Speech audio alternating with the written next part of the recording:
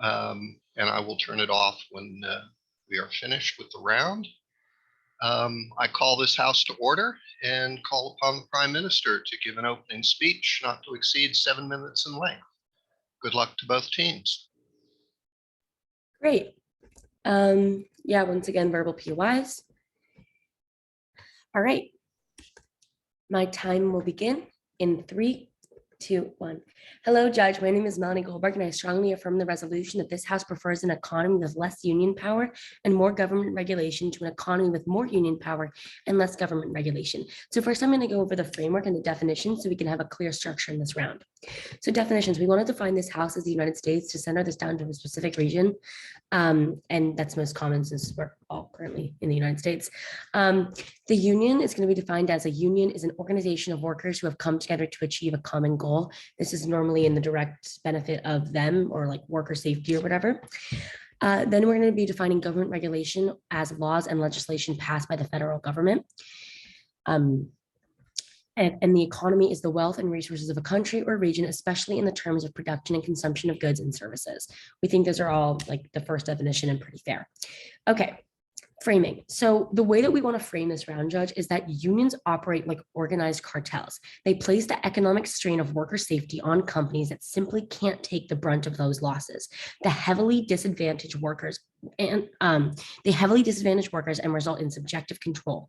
Government regulation, on the other hand, works. It's equally applicable to all companies and can safely safeguard workers. It is the best policy in order to fix the problems that are currently facing the United States society and is applicable in other places.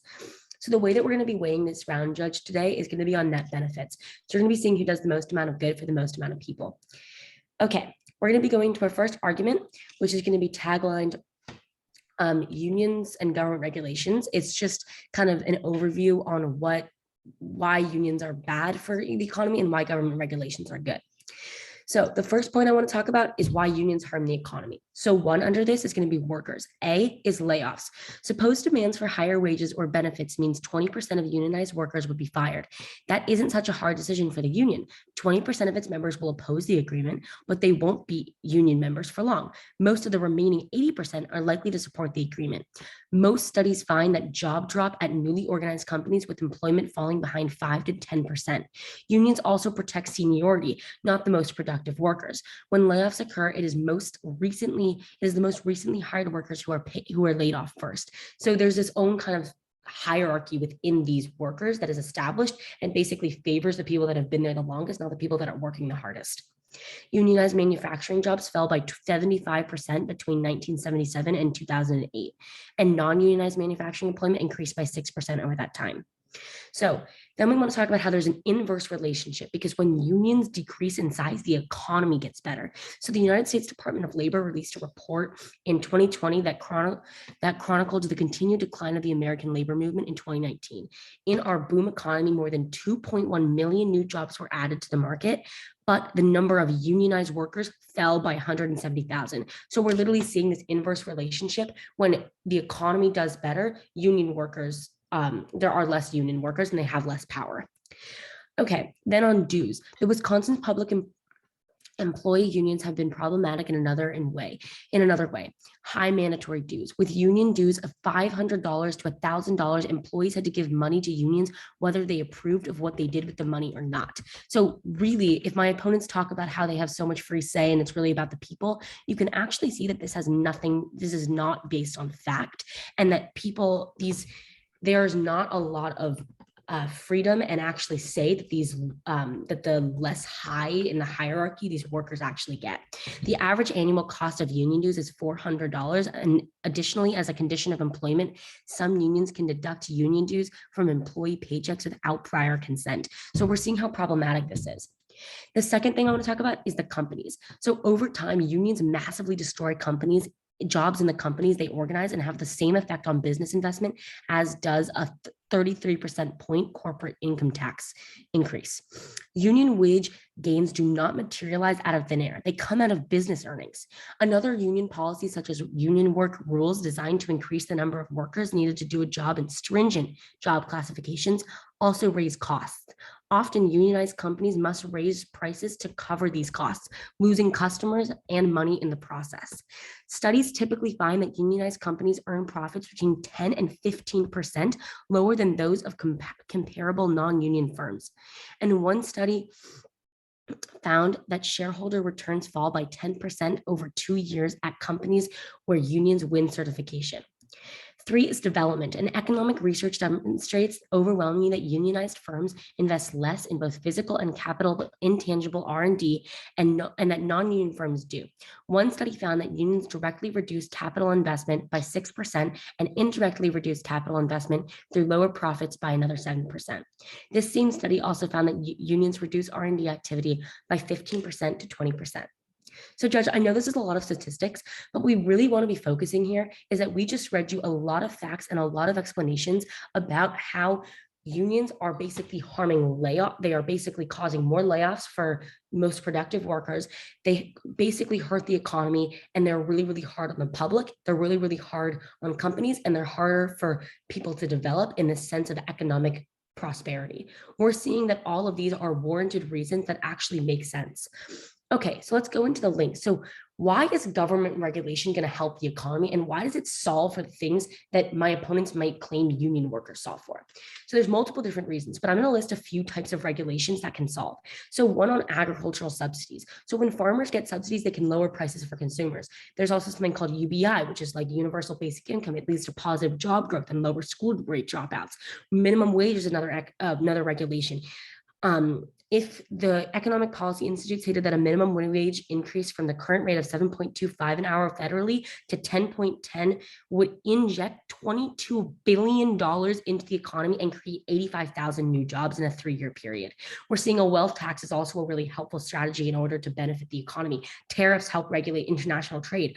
We're seeing a number of worker safety laws that my partner can get into in his speech, but I do not have time right now. We're seeing that these all solve for the harms that my opponents claim union power doesn't solve for. We're seeing they're more effective because they're implemented at a wide scale. Look back to our framing when we tell you that this is actually at a wide scale. So, Judge, why does this matter? We're seeing that it matters because with powerful unions, the economy does worse, people pay more, and people lose their jobs. But we see governments with more power and regulation solve for the same impacts, and government regulations are equally applicable to all companies and create an even playing field, which increases the competitiveness of the market and research and development. So, Judge, with all these reasons, I strongly urge an affirmation ballot. Thank you. Okay, we thank the Prime Minister and call upon the Leader of the Opposition to give a sufficient reply. Could I ask some questions about your the structure of your points, because I'm not sure I got it correct. Yeah, sure. I mean, if the You want to put the plan text in the chat if possible? Sorry if I didn't make this more clear. This isn't. Oh really wait, it's not a. Never mind. Yeah, sorry. I wasn't clear. This is not a policy round. This is a value round. We're valuing 2 things. So the government is valuing the first part, and the neg is valuing the second half. So we don't have a plan because it's not applicable. So just to make everyone clear on that. Could I ask what so your first point was that unions harm the economy, right? Yeah, it was the first part of our argument is that unions harm the economy. Okay, can we, unless one of the other judges has a different point, this is equivalent to a point of clarification, in which case you're allowed to simply get clarifications in terms of definition and framework and plan. It's not a chance to get her to review her contentions. No, sorry, it's fine. I'll just start. Yeah, so I'll say what point I'm trying to review when I get to it. So I'll start from my case to their case. My time begins now. We negate the resolution. We weigh this debate on net benefits. This is a policy, not a policy round. It's a value round review with their definitions. The negation prefers an economy with more union power and less government regulation to the opposite. The overview is that the government and unions both have the same basic goals of improving the lives of workers, but unions are made by the workers, of the workers, and for the workers of a specific workplace. So the government is this overall entity that can't really do anything. So number one is that it's more effective. Let's look at uniqueness. Number one is that companies in the economy tend to be focused around generating profit against any sort of structural improvements, regardless of long-term benefit. Look at fossil fuel companies in their relation with climate change legislation. They simply tend to accept fines as fees rather than establish any sort of better practices because the fees are cheaper. Two is that according to the U.S. Bureau of Labor Statistics, among full-time wage and salary workers, union members had median usual weekly earnings of $1,095 in 2019, while those not in unions had median weekly earnings of $892. Subpoint A is that it's pretty intuitive that when workers use their collective organized bargaining power to push for better conditions, their conditions actually improve. Uniqueness 3 is that it's unions are more specialized. Subpoint A is that members of workers' union are more likely to know the inner workings of the factory or job than a government employee. Subpoint B is that while a push for broad ideas like higher wages can appear in both, only a union can understand the specific needs of their workers. Uniqueness 4 is that unions can actually get things done. Subpoint A is that national politics is very party-based, with about half of the seats representing just a wealthy minority. This might seem counterintuitive, but since they have the money, they can buy ads and stuff like that to get votes. Subpoint B is that this means that important regulations take a long time to pass or never pass at all. Number 5 is that corporate interests are strongly against unionization. Unions want to give their employees rights, which typically will cut down on the profits of corporate shareholders. Look at the actions of Amazon against unionizing workers in warehouses. Amazon fears that workers might demand rights. The fact that companies that kill worker rights are scared of unions probably means that unions are actually good for these workers' rights. Uniqueness 6 is that the government serves the ultra-wealthy whilst unions do not. The rich have a disproportionately large amount of representation in the government, while poor people and minority groups have a disproportionately small amount. Subpoint B is that look at how Amazon pays like negative taxes right now. Uniqueness 7 is that corporations have substantial power within the government. Subpoint A is that Amazon has increased its lobbying spending by more than 460% since 2012. So here's our links. Number 1 is that unions have more direct influence over companies compared to government. Companies can get their way around most government regulations given enough money, but unions target the actual workforce. Subpoint A is that companies cannot generate profit if their workers are striking. This motivates them to institute some reforms to appease the union. Link 2 is that it's more receptive to specific worker needs. The government is highly subject to corporate influence through lobbying and political contributions, whilst unions tend to be more democratic in nature with elected leaders, positions, etc. Corporate influence will never place the needs of the workers over the profit of shareholders, but unions will. Link 3 is less corruption. The government also serves the interests of the super rich. For example, the same cause applied to the Amazon point. And since unions don't serve the same interests, they serve the interests of the actual working proletariat, it will not have the same corruption. 4 is class consciousness. Subpoint A is that it enables the working class to organize and understand their place within the nature of society in the real world. As it stands, everything is fundamentally biased towards the rich upper classes while the lower classes are exploited. Unions would directly benefit the development of class consciousness, but the government regulations only suppress it. C is impacts. Number 1 is better quality of life for workers. This unions lead to better wages, more fair hours, and better pay, and specific demands can be met, which means that people can rise out of poverty, which is a second impact.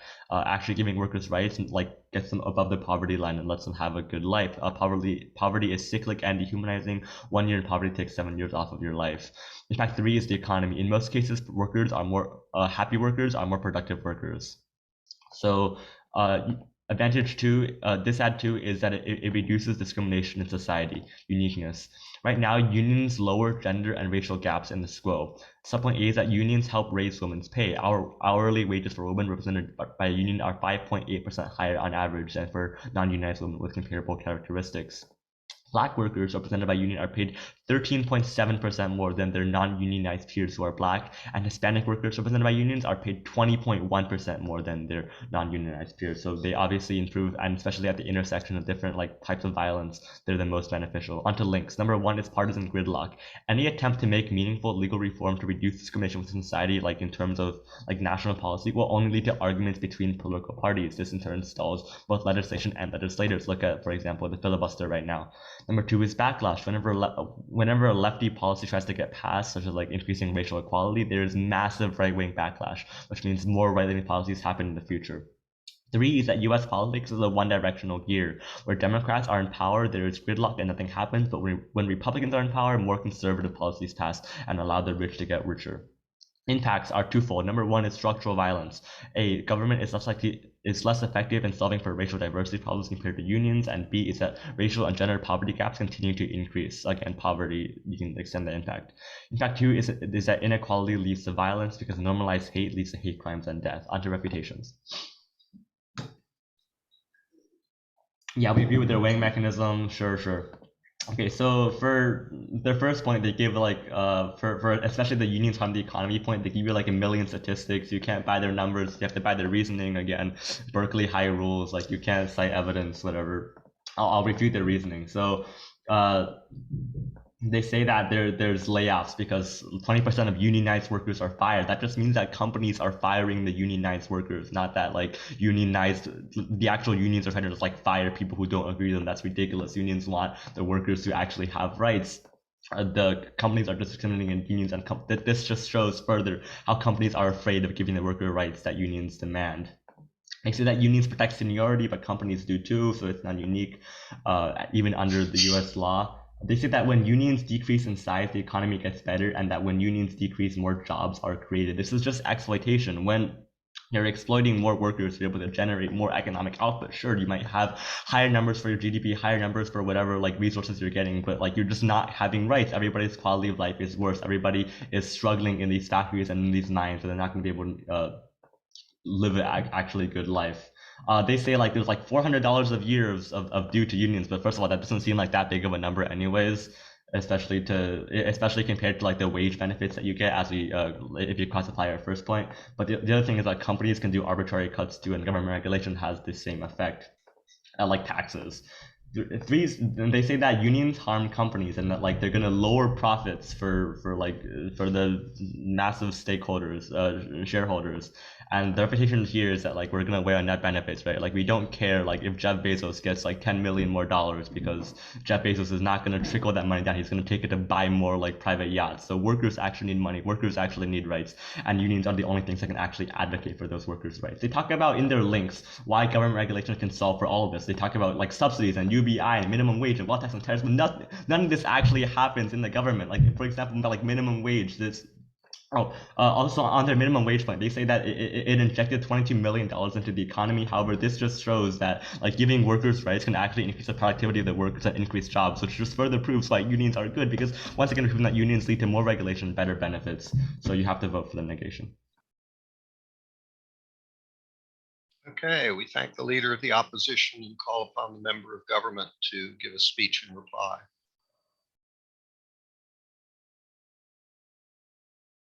Okay, perfect. Yeah, this is. Okay, perfect. So, okay. Sure. All right. My time will begin in, and I'll do my room math on time. It will begin in 3. Your volume is low. Yes, it is. Are you sure? Yes. Okay. Sorry, I'm assuming. It will begin in 3, 2, 1. Begin. Hello, my name is Henry Michigan. I'm the second affirmative speaker affirming the resolution that this House prefers an economy with less union power, more government regulation, to the opposite. So first, I'm going to go over the neg flow and then on the app. So first on the neg flow. Okay, first by framing that in this round, we don't necessarily need to consider we should buy that fiat applies. What I mean by that is we should buy that like we shouldn't be basing the round and the decision off who can prove that like the government will pass more regulations versus more unions will form, because that just turns into an endless gridlock of who can throw more statistics or arguments about like which one is actually going to happen. We should actually instead discuss the implications of both of them. This is kind of the subject, the idea of fiat that we use when we're debating policy. We should also use it when we're debating a value round. Right? Because it's important that we can actually look at, for educational purposes, the impacts of unions versus government regulation, as opposed to spending the entire time debating on, X senator will pass this bill versus X senator won't, or, debating on like what percentage of the economy is going to be unionized by 2030, because that doesn't create an interesting debate. It doesn't create an educational debate. And it means that like we don't actually have, neither side has that much ground in this debate. Not much ground means not much clash. So at the end of the day, just by the fact that you shouldn't even consider what happens, if government regulation will be passed or not, and you shouldn't even consider at all whether like more companies will unionize in the future versus less. Okay, getting into the actual flow. So first, their big contention here is that it's more effective, right? So they talk about how like union members get more money, and union members have higher wages. So two things here. One, cross-applying all the warrants we give you on how like unions significantly harm job losses. We tell you that you members of unions are significantly more likely to be laid off than members of than workers who are not in unions. We give you these warrants, right? We tell you in our wage point that like layoffs, right? So we tell you that like most studies find that jobs drop at newly organized companies with employment falling between 5 and 10%. I would argue that it's better to have a job than to have a job. Sorry, it's better to have a job than to not have a job. And it's better to have a job than have had a job for a small time with a slightly higher wage and then immediately get laid off, right? So arguably, this entire argument about higher wages can simply be turned by the idea that more workers are being laid off, and that results in a net decrease in wages for the overall working population. Okay, two, look at the fact that when the economy decreases, companies are forced to lower wages in order to stay competitive, right? Because they have to lower prices. So at the point at which we win the argument that unions cause economic decline, we also win the argument that like unions cause indirectly a decrease in wages for their workers. Three, by the fact that when we're talking about wages for workers, what we're seeing is that in fact, many of the like attributes that cause these workers to be paid more are not necessarily directly related to the union. For example, unions may include workers who are just have higher, or, have more experience, have more technical knowledge, who are in higher paying vocations in general, right? Unions may also include various types of workers who have been in the company longer, because unions tend to prioritize those type of workers in terms of layoffs. So for those reasons, we see that like this is not necessarily directly related to unions. Okay. Finally, let's move on to this idea of like the big companies lobby. A huge part of their case here is that national politics help the wealthy, that big companies have huge lobby in the government, that the rich are going to just become richer if we go for government regulation options. One, by the framing I give you at the beginning of my speech, right? We shouldn't be considering like exactly what legislation the government is going to pass. We should instead be considering the implications of such legislation. The same thing is true of unions, right? Even if you don't buy that framing, buy that we still win, right? Why do we still win? Because A, like the voting base is the entire American population, and a very small proportion of the American population is extremely wealthy. This means that at a fundamental level, government politicians are still responsible to the people, right? The people are the ones who cast the ballots to elect government politicians. So the idea that like the government is some massive Ponzi scheme run by rich people is simply false. Okay, on top of that, by the idea that like unions also have incredible government lobby, right? Like unions are shaping the government and politics in ways that directly benefit them and not necessarily workers. Okay, finally, let's see. Okay, on the links, they talk about how like companies can get around government regulations. This is just simply a falsity, or it's simply untrue. Why? Because what we see is that like if there's organizations that the government has in place to make it very difficult for companies to evade their regulations. Like look at, for example, the Bureau of Labor, right? We see that these organizations inherently mean that for companies to get around these kinds of regulations, they're going to have to incur massive penalties. And in fact, what we've seen is historically when the government does pass regulation, it often does extremely well. Okay. Yeah, okay, fine. And then they talk about how like the entire case of the affirmation means that the poor are exploited and the rich are favored. Again, go back to the framing, right? And go back to all the examples my partner gives you of potential government policies that really will work, right? What we tell you is that like, look at things like UBIs, right? We give you this example of UBIs. All of these types of government policies do in fact help the poor. And in fact, what I tell you is, look, at the end of the day, the government has much more power, right? If the government passes a regulation, even if you don't buy the frame, if the government passes a regulation, that regulation applies to every single company in the United States. If a union unionizes at a company, that only applies to one single company in the United States. So what we see is even if you buy, the government regulation and unions have the same impact on the workers at their companies, or at least the same net impact, even if it's in different ways. You must buy the idea that if you don't buy my framing, you must buy the idea that because government regulation is universally applicable, it can solve for the harms of all workers in the United States. And because unions are only applicable to a small portion of the population, unions simply cannot have the same magnitude of impact. As a result, therefore, by the idea that government regulation solves better for things like poverty, and for things like rich companies lobbying or like rich companies exploiting their workers. Two, reduces discrimination. Again, government regulation solves more, right? Government regulation in the economy often also has social impacts. Look at like UBIs, for example. Look at like reparations, right? I would consider that an economic intervention, right? There are things that the government can do because of its wealth and power that companies simply cannot do.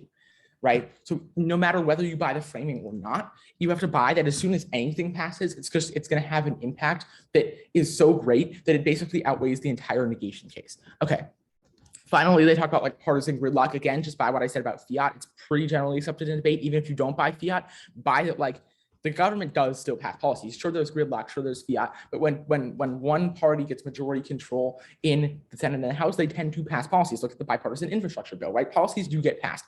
And by the fact that as soon as one policy is passed, it has a much greater impact than all the unions in the United States combined. Why? Because again, it's applicable to every single worker in the United States. By the fact that they concede most of our statistics, we can read statistics, we just can't cite them, which is an interesting, it's a weird rule, but it's the rule. You should still consider statistics, of course. That's empirical evidence that shows you that X thing is true empirically. So like the idea that you only have to buy our reasoning is simply false, but even that our reasoning is sound. They say that companies are firing, not unions, right? But then the problem is that companies are forced to fire because of unions, right? Unions put in regulations in place that make it impossible for companies to sustain large numbers of workers. They say that like, okay, this inverse relationship is because of exploitation. Just classify all the warrants my partner reads about economic benefit. And then on the exploitation point, by the idea that again, like government regulation can solve for more workers, and that's my home. Okay, we thank the member of government, call upon the member of the opposition for the last constructive speech of the round. My timer's ready. I'm gonna go framing in this debate, the like fiat thing, and then defense of my own case, and then response to one case.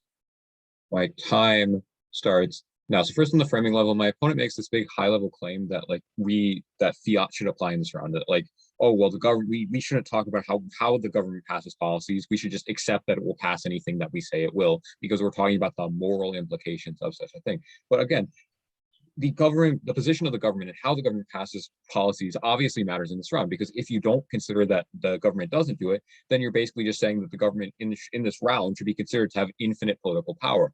The government does not have infinite power in real life. Obviously, if they can make perfect bills, then they can do everything that unions can do. The same goes for unions. If unions have ultimate power, then they can do whatever they want.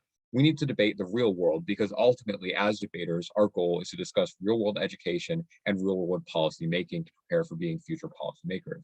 Just like we're debating about the United States, we need to have some sort of realism to base our points on. So if we rely on an idea of a government as some sort of universal high level body with infinite political power, then we basically discredit any actual real world benefits we can from discussing this debate. We need to have it grounded in the real world.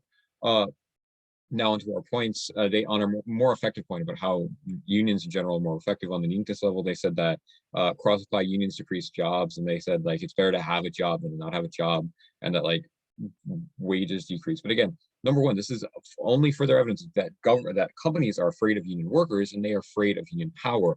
They are specifically targeting union workers because they do not want workers within their ranks that have the power to make actual meaningful reform that would require the companies to lose profit margins in exchange for worker rights. Even if this is at like a cost to like a profitability of these companies, it doesn't matter, because what matters more is that we're talking about the net benefits. That's the weighing mechanism is around. So we need to consider the value of all the potential economic, all like basically the quality of life, the economic improvements of all these workers who are affected by union power versus the workers who are like not affected by union power and affected by government regulations, which function in a different way. Furthermore, they said that unions harm wages for workers by harming production, but again, it doesn't, because it makes workers more productive, which arguably doubles wages. Because number one, because the unions actually give rights and basically like actual meaningful power to the workers, then the workers can, number one, improve their wages even more, but two, they get more hospitable conditions within their workplaces, which allows them to be more productive and to enjoy their work more. In doing so, they have access to be able to be more productive and like enjoy their labor more. Not only get it gaining just like quality of life for themselves, but also benefiting the economy even more. On our corporate level, which they tried to respond to a lot, they said three things. They said cross-apply their framing argument. I already heated the framing argument. They said that the voting base of the United States population, which means the workers have reputation. But again, if you look at the government in terms of representation, you have to understand that the United States government is by no means a perfect, like by no means an actual representative democracy. To say that, oh, well, every worker in the United States is represented in labor disputes because they have the right to elect a congressman who may or may not vote on a policy that could determine if they can survive on a minimum wage or not, is basically dismissing the point that representation is not the be-all end-all to solving for actually giving workers rights and a say within the government. Furthermore, they said that unions have government power too, and that they shape like the government to benefit workers, or the unions rather than the workers themselves. But again, number one, the unions are workers. They're bodies formed by the workers for the purpose of benefiting the workers. And also, furthermore, if you're going to say that the government's going to do all these amazing things, then why doesn't the government do them already? Furthermore, on the corruption and the ability to evade regulations, they said the government has ways to beat corruption. They said the Bureau of Labor can defend labor laws. But again, look at all countless cases of companies violating labor laws. For example, look at Amazon, one of the largest companies in the United States, specifically keep forcing its employees to stay inside a warehouse without shelter in the midst of a tornado, which subsequently led to multiple workers dying when said tornado went through the warehouse. This is a blatant violation of labor laws, and yet it still happened. So we can't say that, oh, well, the government has structures in place to prevent oppression and prevent labor law violation, when you have to consider the fact that they're happening anyway. Furthermore, on the second point about increased benefits to society, or decreased discrimination rather, they said the government, their main point here is that government regulation is universally applicable, and that it's a blanket regulation versus specific things in which a union only targets one company at a time. But number one, it does not matter if the regulations are universal or not, if number one, there's no actual means to enforce such regulation. As we have stated, specifically, companies don't necessarily care about government regulations because they have multiple ways to get around them. Because for a lot of companies, accepting fees and fines for violating labor laws is cheaper than making actual meaningful reform. On the other hand, unions have the ability to target the wage-making population and the workers of these companies, therefore forcing the companies to make meaningful reforms in exchange for keeping their workforce.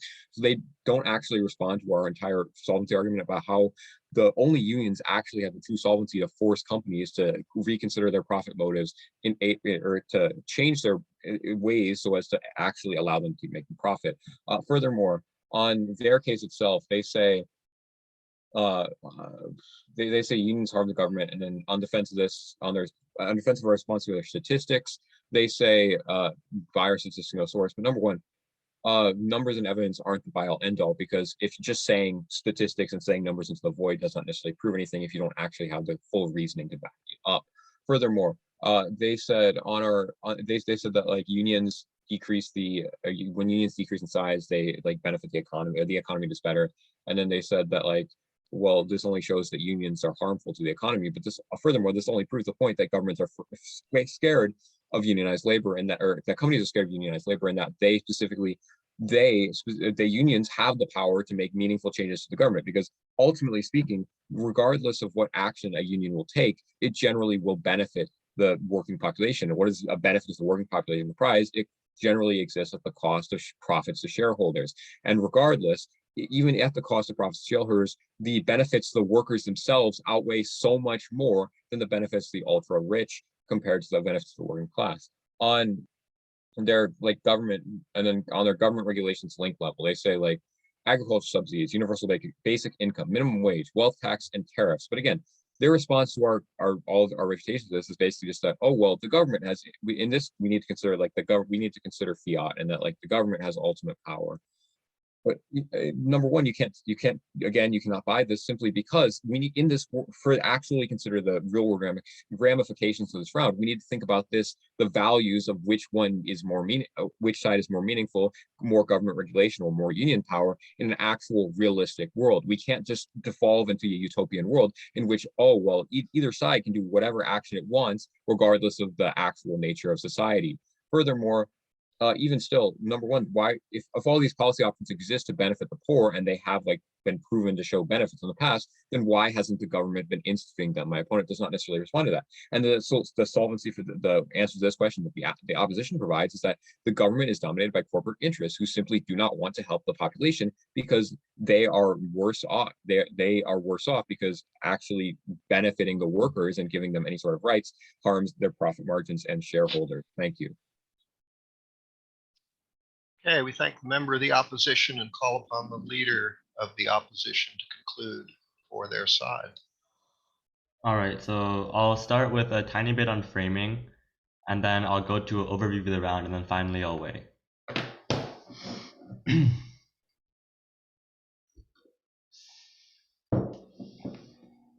My time begins now. On framing, they said that fiat applies. They say that this means that the government has infinite power. The government can institute all the policies they bring up. They say that they have like 5 links about like perfect policies, like utopian policies that would really benefit workers a lot. But then they say like, oh, we fiat this. But this is not the resolution. The resolution is not like in a perfect world, in a US where there's like no political standings and nothing. We have to look at the real world. We have to debate the sort of realism because we need real world education in debate. They can't just shift the goalposts to do whatever they want. So we win the framing argument. Like we have to argue in the real world and actually see like which side actually can do more things.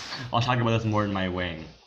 So the overview of the negations argumentation is that number one, companies are scared of unions. Number two, companies control the government but not unions. And number three, thus unions do things while governments actually won't. They say, they give a couple of responses. They say that the government is controlled by voters who are workers, but they disregard the effect of money on politics, such as ads, lobbying, and corruption. All mean that like stupid things happen, like the Iraq war, which obviously did not benefit workers, did not benefit the majority of people. But since the government and the hyper rich, like the oil companies, were able to get so much benefits from them, they were able to fund it and fund voting and fund like massive propaganda campaigns that were eventually able to sway the working population. So this is false. They also say, as their other refutation, that unions have government lobbying too, and that this government lobbying from the unions benefit unions rather than workers. But this is ridiculous because unions literally are workers. Costs apply their own definition that unions are workers who achieve a common goal. Unions are the embodiment of the workers, and thus if it benefits unions, it benefits the workers indeed. I tell you further that union regulations actually are good and easily better than the lack of action that the government will take.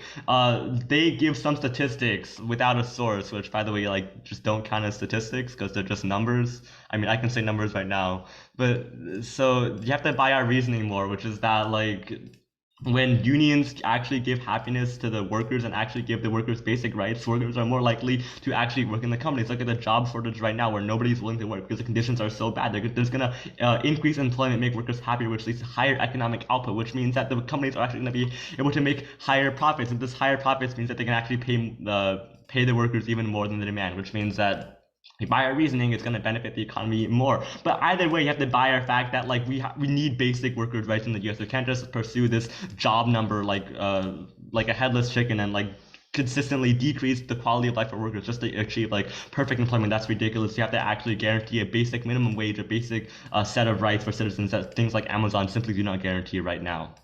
So let's go to weighing. So basically in this debate, the affirmative side gets magnitude. They say that they can have the biggest widespread, biggest impact, affect the most people, but the neg has probability. We say that like unions are actually going to make the reforms rather than the government. So in the utopian world of the app, the government is controlled entirely by Democrats and is 100% efficient, passing all of the perfect bills that the affirmative brings up with no problems, like just passing bill after bill after bill, right? They might have a bigger magnitude, but this has 0% probability in a country like the US. Like, and that's like how they say this house is the US because we're going to debate like a real world situation. And obviously in a real world situation in the US, they're not going to pass like 1 million bills because of the Republican backlash. Cross-apply how rich people control the government cross-apply how rich people who are scared of who control the government are like terrified of unions.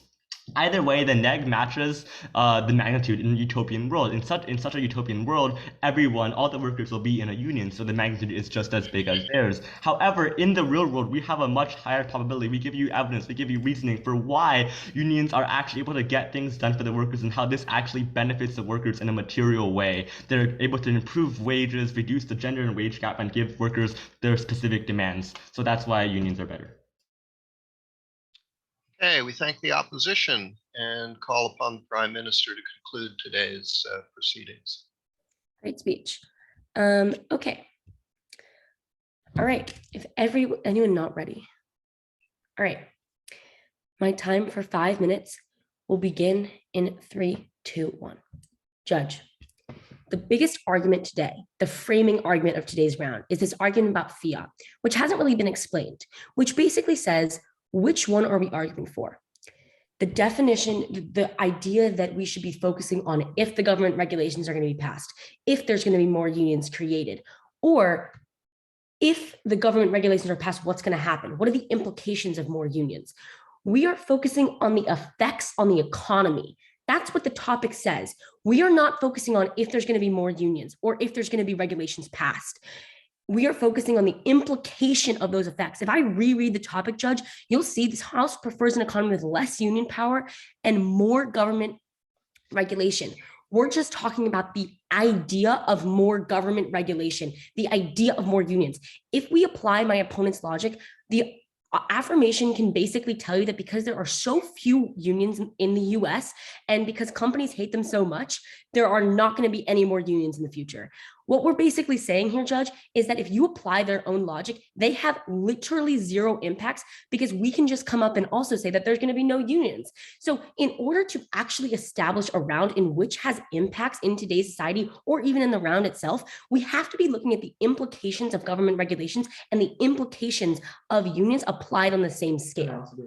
And that also gives us the most real world education because we're focusing on what's actually going to happen. If we're talking about the effects or we're talking about the economy, we should be looking at which one is massively actually impacted. That's what happens in the real world. We're not looking at, oh, if it gets passed or if there's more unions. We're looking at what is the effect if we had them. Okay, Judge, even if you buy all of my opponent's arguments on how unions are good, there are 3 things that don't make sense. One, government regulations are applied at a way bigger scale. We get magnitude over probability any day of the week. The second thing is that unions can't do 1/5, 1/10, 1/100th of the things that governments can do, and I'll get into that in a second. And 3, unions have literally no effect on the economy, and I'll also get into that as well. So what can unions do? Unions can lobby with their companies to get better wages. Unions can go and strike. They don't really list other things that workers and unions could do. So that's kind of what I'm dealing with. They also have really bad effects that we tell you they have a wealth hierarchy that favors the rich within the union.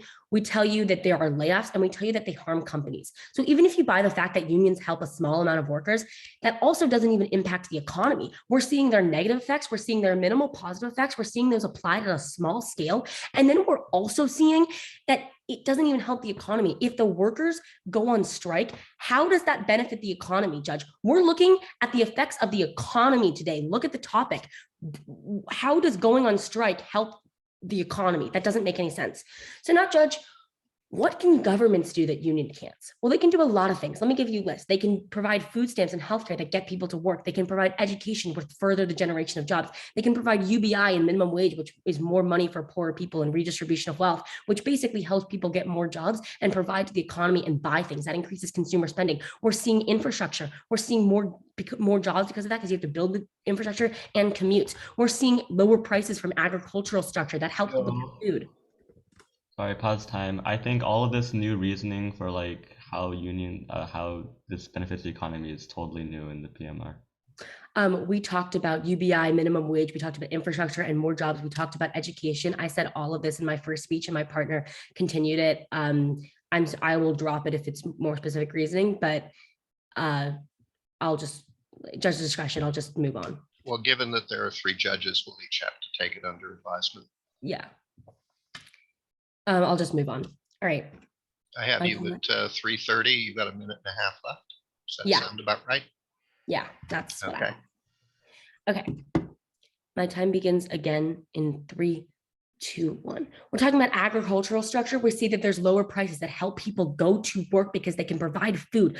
How do unions get everyone in the country a minimum wage job? How does everyone provide UBI? All of those things are impacts into the direct economy that apply on such a large scale.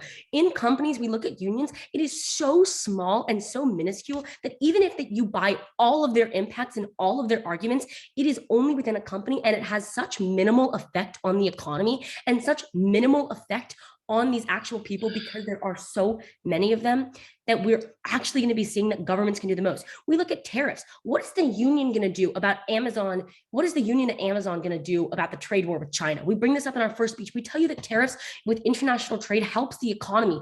What is a union going to do? We're seeing that the overall economy is actually better spent when the government can do regulations rather than the union does regulations. We're seeing that the union can't do 1/10, 1/100th of what the government can do, and can't apply it at that big of a scale. Judge, even if unions are good, since governments are applied at a bigger level, they have better, and unions don't have the power to actually rule in favor of so many laws that the governments can do. And even if you don't buy our framing about how we should be looking at the implications, look to the fact that at least 0.1% of these government regulations are going to be passed. And even if one regulation passes about worker rights, and we give you 10 that have, even if agricultural subsidies pass, which they already have, we are going to be seeing a massive, massive change in the economy, and unions will see a minimal change at one company. With all those reasons, I urge a strong affirmation ballot. Thank you. Okay, we thank both teams for an excellent round. I am going to turn off the recording now.